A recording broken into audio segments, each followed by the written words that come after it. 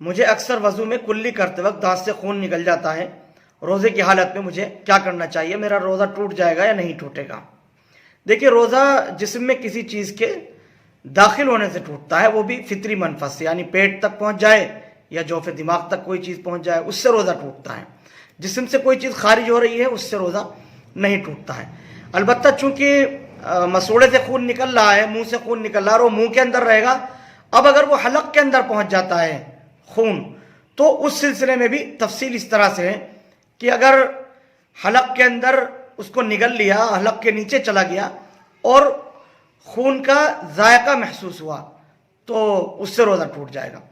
البتہ اگر خون اور تھوک دونوں برابر ہیں یا تھوک زیادہ ہے تو ایسی صورت کے اندر بھی روزہ ٹوٹ جائے گا، اور اگر تھوک غالب ہے، خون کم ہے تو اس سے روزہ نہیں ٹوٹے گا۔ اس لیے آپ وضو کرتے وقت اس بات کا خیال رکھیں کہ اگر بار بار خون نکل رہا ہے تو اطمینان سے جو خون نکل گیا ہے اس کو تھوکتے رہیں، باہر تھوکیں، اس کو نگلے نہیں، باہر تھوکتے رہیں اور اطمینان کر لیں۔ جب خون نکلنا بند ہو جائے اس کے بعد اپنا وضو مکمل کر لیں اور پھر دیگر اعمال کریں اپنے۔ Thank you for watching Mufti Ashik Phulati.